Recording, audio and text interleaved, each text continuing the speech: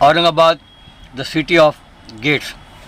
इसी बोर्ड के पीछे नज़र आने वाली इमारत में हज़रत बाबा शाह मोहम्मद सईद उर्फ पलंगपोश रहमतुल्लाह अलैह का पहाड़ी सिलसिला, जहाँ से हरसुल नदी भी निकलती है, इसी पहाड़ से मिलेगा और वहीं पे कुआं खुदवा कर यहाँ पानी लाया गया। ये प्लेट्स घूमते थे 17वीं सेंचुरी की मुसलमान जो थे उनके अंदर मौजूद एक इंजीनियरिंग दिमाग का सही इस्तेमाल। मैं नौजवानों से अपील करूँगा अल्लामा इकबाल के इस शेर से। अस्सलामु अलैकुम वरहमतुल्लाहि वबरकातुहू। एक नए व्लॉग की शुरुआत सलाम के साथ। और अभी हम औरंगाबाद में हैं, होटल जो तानिश के लॉजिंग है वहाँ पे ठहरे हुए हैं। भाइयों, अभी औरंगाबाद में हमारा सुबह का नाश्ता चल रहा है, पूरी भाजी, चाय, वड़ा खा लिए। और ये एसटी स्टैंड यहाँ का है, उसके सामने का ये होटल है मिलन। तो अपनी कार को यहीं छोड़ के इस ऑटो से जाएंगे। तो ये संजय देशमुख साहब हैं, या औरंगाबाद का संभाजी नगर का एसटी डिपो। और यहाँ से यू टर्न मार के निकल जाएंगे। ये एसटी डिपो का इलाका है औरंगाबाद के। और यहाँ से राइट में के यू टर्न लेंगे। तो आप लोग पूछेंगे, और पूछना चाहिए ना, कि हम ऑटो से क्यों जा रहे कार छोड़ के। इसलिए जा रहे हैं कि लोकल लोगों को भी थोड़ा बिजनेस मिले, और फिर अपना कार का पेट्रोल भी जाएगा, वहाँ पार्किंग चार्जेस पे करो, और बेहतर है फिर इसी से जाओ आओ और मस्त फिर अगली इसके लिए निकल जाओ।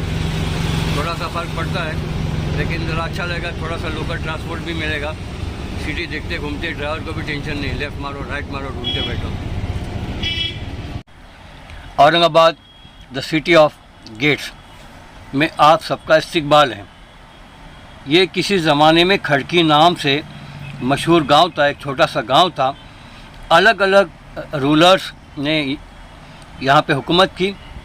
मलिक अंबर के ज़माने में जो अहमदनगर के निज़ाम शाह का वज़ीर था, वज़ीर आज़म था, उसने अपने ज़माने में इस गांव को शहर में बदल दिया।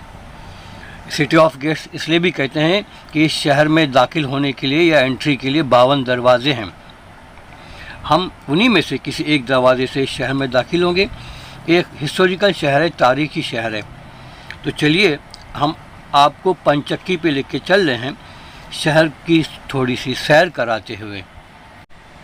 अब इस शहर का नया नाम छत्रपति संभाजी नगर रखा गया है, जो 2023 से इम्प्लीमेंट इस पर शुरू हो गया। सामने नज़र आने वाला महमूद दरवाज़ा है, और इस महमूद दरवाजे की सीधी तरफ मस्जिद जमील बेग है। 2012 से मस्जिद जमील बेग जो है ये गरीबों, यतीमों, नादारों को खाना खिलाती है। हॉस्पिटल में जो मरीज़ होते हैं उनको और उनके रिश्तेदारों को भी खाने का इंतज़ाम करती है। और तकरीबन रोज़ाना 50 किलो चावल और 110 किलो से ज़्यादा आटे की रोटियां बना के तकसीम की जाती है। तो ये खैर का काम पिछले 11 साल से भी ज़्यादा चल रहा है। महमूद दरवाज़ा क्रॉस करते ही लेफ़्ट हैंड पे पंचक्की या वाटर मिल है। चलिए अब हम वहाँ विज़िट करते हैं, जल्दी चलिए। पंचक्की में एंट्री फ़ीस है 10 रुपये, और जिसकी रिसिप्ट मिलती है आपको।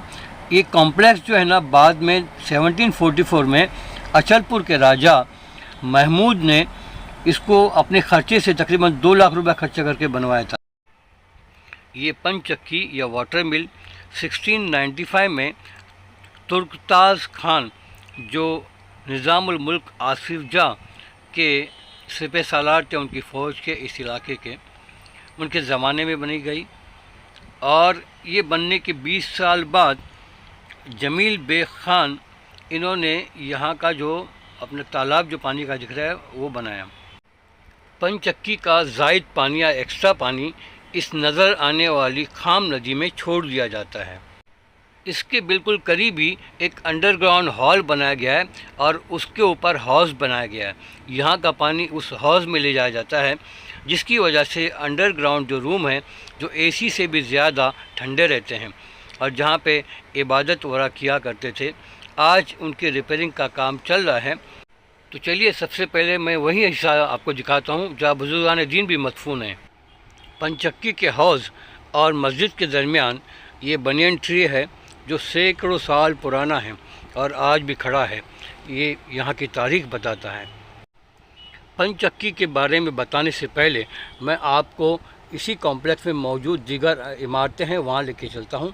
ये सामने हाउस है और ये बाजू में मस्जिद है सफ़ेद वाली, और एक ग्रीन बोर्ड जो नज़र आ रहा है उसके पीछे ही कब्र है शाह महमूद चपुल के राजा की, जो 1744 में यहाँ आए थे और उसी साल में उनका इंतकाल भी हो गया था।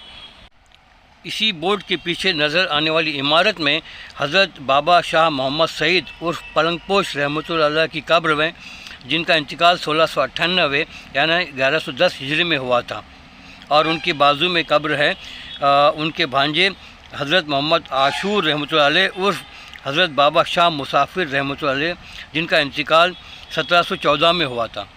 सामने नज़र आने वाले छोटे जो पौधे हैं उनके पास एक हाउस बना हुआ है।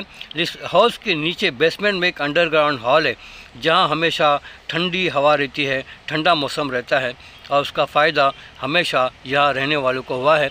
फ़िलहाल उसके रिपेयरिंग का काम चल रहा है। और इसी कॉम्प्लेक्स में महाराष्ट्र स्टेट का सेंट्रल वक्फ बोर्ड का ऑफिस है। ये यहाँ की मस्जिद है, अल्हम्दुलिल्लाह मस्जिद भी आबाद है। अब ये मस्जिद के पास से हम बाहर निकलते हैं और ये पंचक्की, उसका डायग्राम, उसका पानी कहाँ से आता है, ये सारी तफसील आपको बताएंगे। पंचक्की का डायग्राम समझाने और बताने से पहले मैं आपको ये भी बता दूं कि यहाँ जो पानी आ रहा है, जिस पहाड़ी से आ रहा है, जिस कुएं से, जिस झरने से आ रहा है, मैं वो पहाड़ी भी आपको इस वीडियो में दिखा रहा हूँ, और वो है बीबी के मकबरे के पीछे। उस पहाड़ी का क्लिप यहाँ दिखाता हूँ पहले। तो नाजरीन, ये है बीबी का मकबरा और इसके पीछे का पहाड़ी सिलसिला जहाँ से हरसुल नदी भी निकलती है, और यहीं पर हज़रत बाबा शाह मोहम्मद सईद साहब के हुक्म के मुताबिक कि पानी इसी पहाड़ से मिलेगा, और वहीं पे कुआं खुतवा कर यहाँ पानी लाया गया। यहाँ पर एक बोर्ड लगा हुआ है, उस बोर्ड पे पूरा पंचक्की का डायग्राम बना के बताया गया है कि पानी कैसे, कितने हाइट से यहाँ तक लाया गया है। डायग्राम जूम करके आपकी खिदमत में पेश किया हूँ, पॉज करके देखिए ज़रूर। हरसुल की पहाड़ी से तकरीबन 8 किलोमीटर के फासले से जो पाइप के ज़रिए पानी लाया जाता है, बहुत तेज़ बहाव से आता है, और यहाँ पे 80 फुट का एक कुआं है इस तालाब के अंदर, इस हाउस के अंदर। उसमें गिरता है बड़ी फोर्स से और पानी रिटर्न हो जाता है, जो ये आबशार से भी गिरता रहता है, जो ऊपर जो फाउंटेन है उसमें से। और पानी जो है ये पंचक्की जो आपको मैं दिखा रहा हूँ, इस पंचक्की के जो उसके प्लेट्स हैं उसके ऊपर गिरता है फोर्स से, और ये घूमते रहती है मतलब पंचक्की, और जिससे रोज़ाना तकरीबन 150 किलो आटा पीसा जाता था। अब ये कुछ ख़राबी की वजह से बंद पड़ी है, इसको मेंटेन करने की ज़रूरत है। ये प्लेट्स घूमते थे, और इसी के ऊपर जो बनी हुई है पत्थर की चक्की है, वो भी मैं आपको दिखा रहा हूँ अभी। तो ये पंचक्की पे जो ऊपर जो आटा पीसा जाता था, वो गरीबों में, फिर हज़रत जो बुज़ुर्गान दीन थे उनके चाहने वाले, उनके मुरीद और वहाँ की मकामी फ़ौज वगैरह, उनके लिए आटा पीस कर दिया जाता था। तो रोज़ाना यहाँ पे खिदमत का काम होता था, और इस पानी का इस्तेमाल आटा पीसने के लिए, वज़ू के लिए, पीने के लिए, और फिर एयर कंडीशन जो हॉल बेसमेंट वाला जो बना है उसके ऊपर जो हाउस है जो उसको ठंडा रखता था, उसके लिए। यानी एक ही पानी का मल्टीपर्पज़ जो इस्तेमाल जो हुआ है, देखने में भी बड़ा खूबसूरत और उसका सही इस्तेमाल भी।